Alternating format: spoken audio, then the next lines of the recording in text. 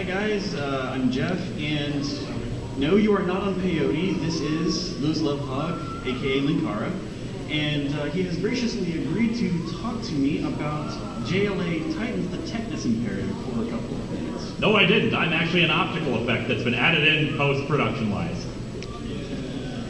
What do we got?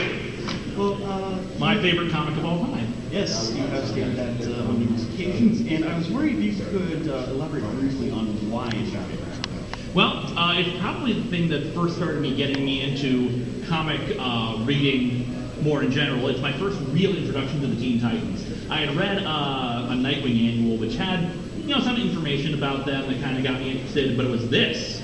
And actually, I read it like twice instantly after I got it.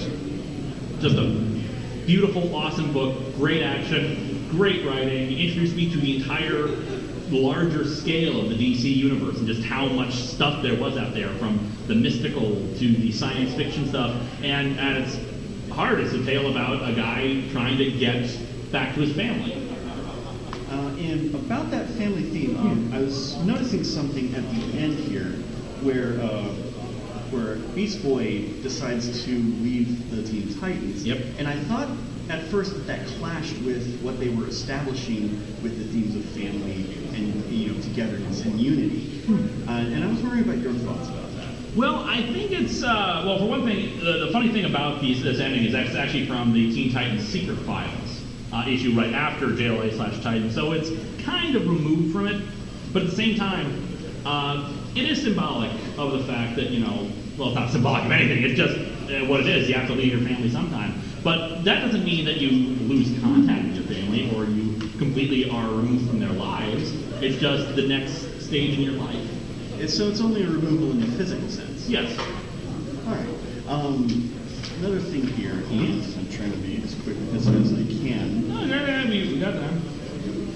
I'm trying to find that one part where Nightwing is caught in the Omega Drome. Mm-hmm. With the Batman who hugs him.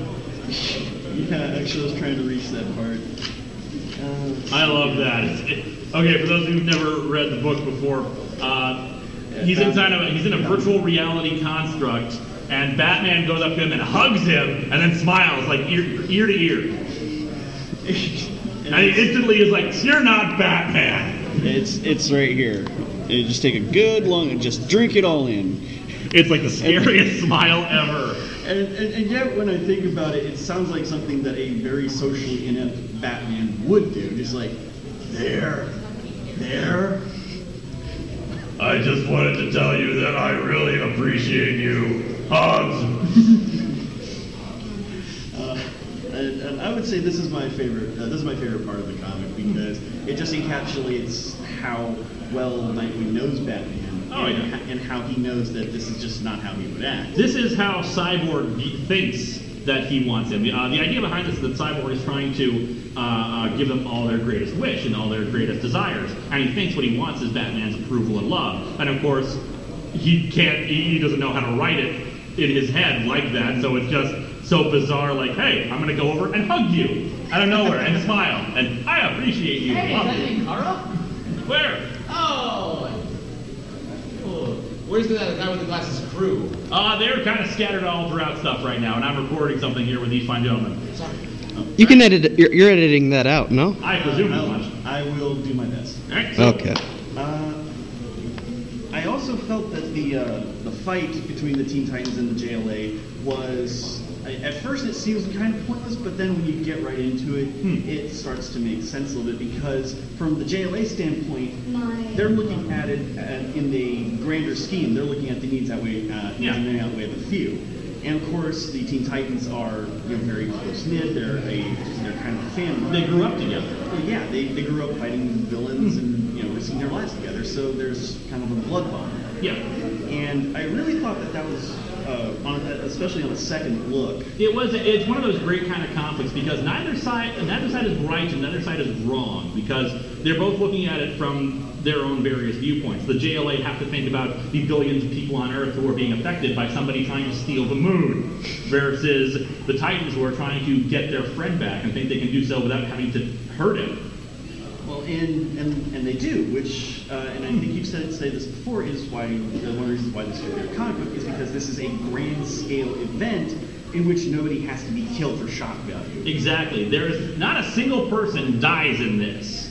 In fact, someone is brought back to life in it.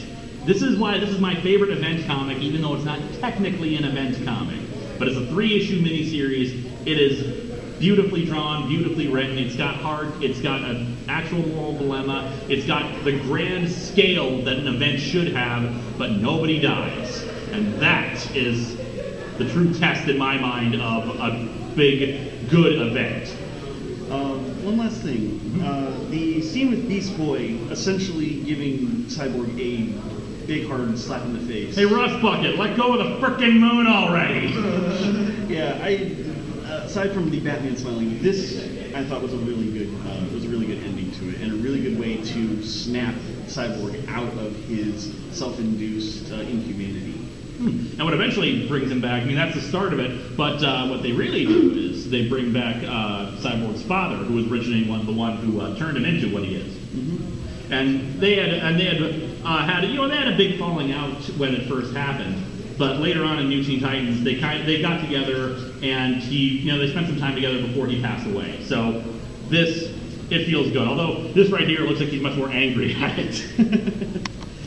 Yeah, he kind of looks like Peter McNichol in Ghostbusters 2 after he naps the kid. Can we see the picture? Yeah, so zoom in there. Yeah, it's right here. Can't about put that in still store. Okay, that's really all I needed to. That's really all I wanted to ask about the comic book. But I did want to say to you personally that you are the reason I got into comic book reviewing. Well, thank you very much.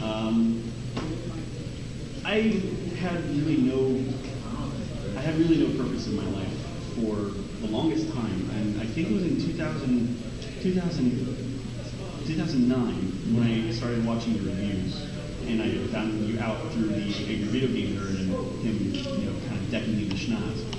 Kind of leaves an impression on somebody, but my point is that literally, if I had not met you, I would not be here now talking to you. Well, thank you, sir. I really appreciate that. Thank you.